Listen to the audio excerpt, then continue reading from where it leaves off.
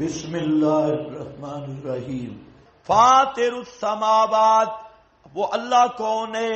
ذالکم اللہ والا اللہ، وہ چیر پھاڑ کے پیدا کرنے والا ہے آسمانوں کو۔ فاطر السماوات یعنی فطرت زمین و آسمان میں ایسا تعلق رکھا گیا جیسا کہ نر مادہ میں فاطر السماوات والارض، جس طرح ماں کے پیٹ کو چیر کے بچہ نکالتا ہے، اسی طرح اللہ نے آسمانوں کو چیر پھاڑ کے بنا دیا یا بغیر مادہ کے بنا دیا۔ والارض الاسنام لیست کذالک، یہ شان کسی کی نہیں۔ جعل لکم، اور بنایا واسطے تمہارے، جعل لکم اللہ نے بنایا تمہارے لیے، من انفسکم ازواجا، تمہارے نفسوں سے تمہاری بیویاں۔ نفسوں سے مراد کیا ہے؟ من جنسکم، تمہاری جن سے تمہاری بیویاں بنائیں۔ یہ اللہ کا انعام بھی ہے۔ اگر بیوی ہوتی جننی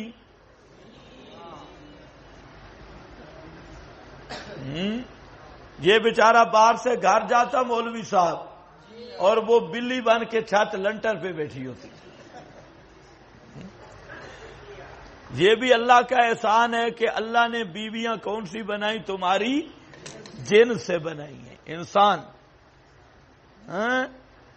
اگر بلی بن جاتی، جنس کوئی اور ہوتی، جننی ہوتی، نظر نہ آتی، اور یہ حضرت صاحب گھر گئے، وہ 4 تھپڑ لگاتی اور نظر بھی نہ آتی۔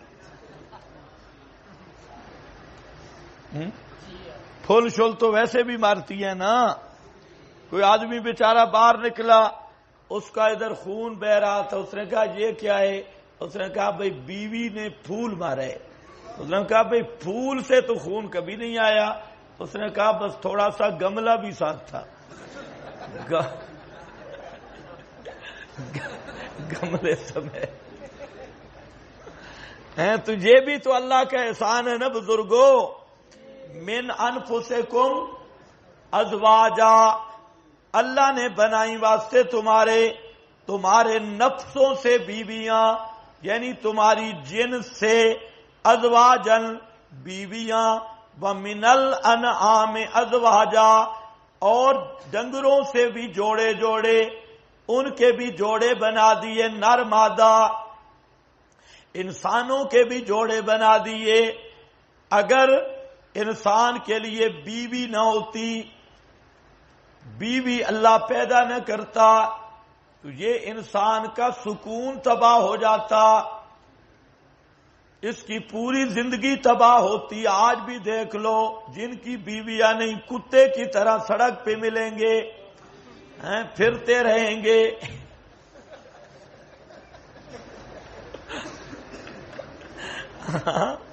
وہ بیچارے پریشان۔ من انفسکم ازواجا، تو یہ بھی اللہ کا انعام ہے۔ اور جب آدمی بوڑھا ہوتا ہے اور بیوی نہ ہو تو پھر اس کی حالت دیکھنے والی ہوتی ہے کہ اس کی حالت ہے کیا۔ یا بیوی پہلے بوڑھی ہو جائے اور یہ بعد میں ہو تب بھی مسئلہ گڑبڑ ہے۔ اس لیے یہ چیزیں بھی سوچنے کی ہیں۔ من انفسکم ازواجا ومن الانعام ازواجا، اور پیدا کیا تم کو اس میں، پھیلایا تم کو اس میں، پھیلا دیا۔ یذرؤکم فیہ ثلاثۃ اقوال، ایک ہے یخلقکم، تمہیں پیدا کیا، یہ سدی بابا نے کہا۔ دوسرا تمہیں بسایا، مقاتل نے کہا۔ تیسرا تمہیں پھیلا دیا کثرت کے ساتھ، فرا نے کہا کہ کثرت کے ساتھ تمہیں پھیلا دیا۔ پہلے 2 تھے، چند سالوں کے بعد 14-15 ہو گئے، یہ کثرت کے ساتھ پھیل گئے۔ لیس کمثلہ شیء، لیس کمثلہ شیء، چونکہ کارسازی کا مقام ہے، اللہ کی عظمت ہے۔ عظمت کا مقام ہے، نہیں کوئی چیز مثل اس کے، کمثلہ ہی لیسا کمثلہ شیء فإن قیل ان الآیۃ تدل علی نفی مثلہ، سمجھ گئے ہو؟ اگر یہ اعتراض کیا جائے کہ آیت سے مثل کی نفی نہیں ہو رہی بلکہ مثل کی نفی ہو رہی ہے، مثل ثابت ہے کا مثلی ہے نا، تو مثل کی نفی ہو رہی ہے، حالانکہ مقصود مثل کی نفی ہے۔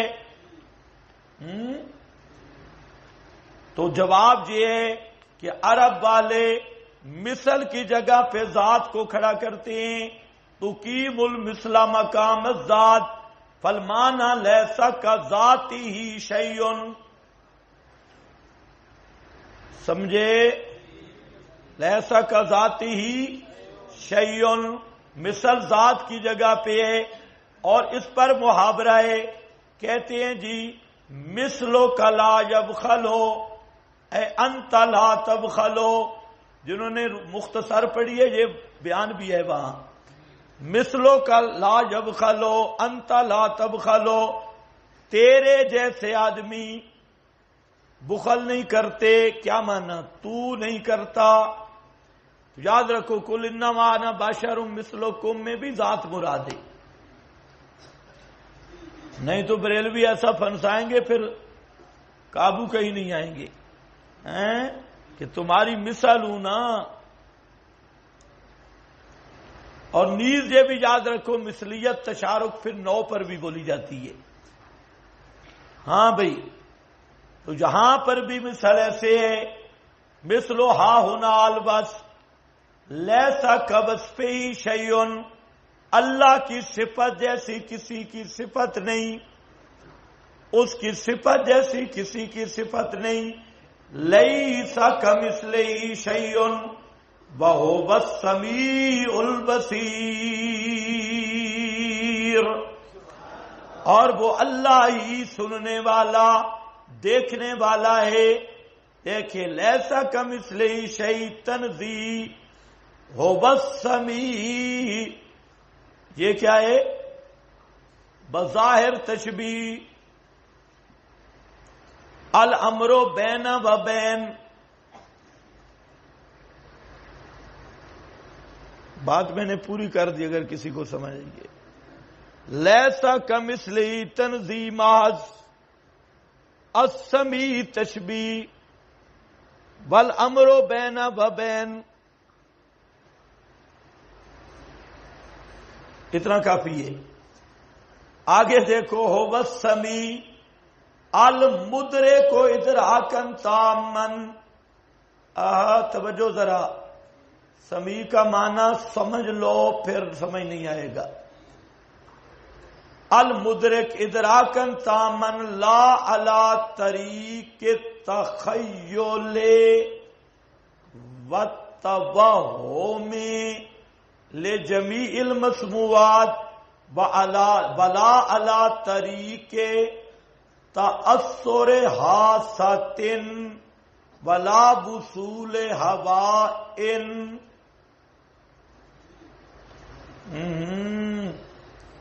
کچھ بات سمجھ بھی آئی؟ بولو کیا سمجھے ہو؟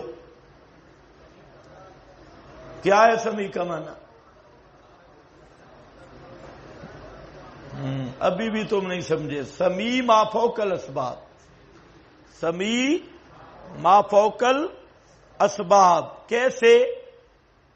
لا علی طریق التخیل والتوہم، اس طریقے پہ سمیع نہیں جو تیرے خیال میں ہے، تیرے وہم میں ہے تمام مسموعات کا، ولا علی طریق تأثر حاسۃ، اور یہ حادثہ سے اور کانوں کے ذریعے، حادثہ تاثر حادثہ یہ آلہ ہے، سبب ہے، ہوا سبب ہے، یہ سبب سے سننے والا نہیں اور نہ ہوا کے وصول سے سننے والا، تو یہ ہوا کا وصول سبب ہے، حادثہ سبب ہے، ان حواس یعنی اسباب سے سننے والا نہیں.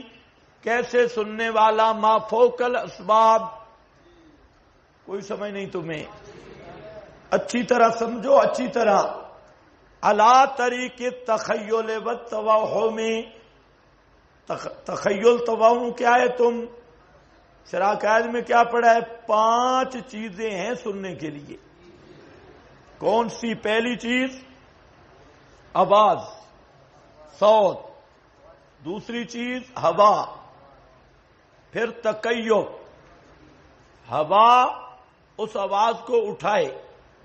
پھر وصول، وہ متکیف ہوا کان کے سماخ تک پہنچے. پھر وصول کے بعد اس کان کے پٹھے میں روح ہو. اگر کان کا پٹھا ہے روح نہیں، وہ بہ رہے. پورے وجود میں روح ہے، روح کا تعلق بھی ہے تب بھی بہ رہے. اتنا تعلق بھی پٹھے سے ہے کہ وہ گل سڑ نہیں رہا تب بھی کیا ہے؟ بہ رہے. یہ جو کہتے ہیں ہم تعلق مانتے ہیں، تعلق اسباب سباب میں سے ہے ہی نہیں، سبب نہیں ہے. تو خیر، وہاں اس کے بعد اللہ تعالی عادتاً اس میں سماعت پیدا کرتی ہے. وہ حادثہ علامہ آلوسی یہی کہتا ہے لیسا کمثلہ شیء وہو السمیع. کا معنی کیا ہے؟ هو السمیع المدرک ادراکا تاما لا علی طریقۃ التخیل والتوہم لجمیع المسموعات. چاہے صوت ہو یا نہ ہو. ہاں، ولا علی طریق تأثر حاسۃ ولا وصول ہوائن. اور اس طریق پہ نہیں کہ حادثہ کا اثر لے حادثہ یا ہوا پہنچائے، یعنی اسباب کے بغیر. البصیر المدرک کو ادراکا تاما لجمیع المبصرات او الموجودات لا علی سبیل التخیل والتوہم ولا علی طریق تأثر حاسۃ ولا وصول شعاع. تو یہاں پر بھی اسباب نہیں. ویسے دیکھنے کے اسباب کیا ہیں؟ حادثہ کا تاثر ہے آنکھ کا، اور شعاع کا وصول ہے پہنچنا. اس کے بغیر فالسمع والبصر صفتان، یہ دونوں الگ صفتیں ہیں علم کے علاوہ. علی ما هو الظاہر روح المعانی. بھائی کچھ سمجھ گئے یا نہیں؟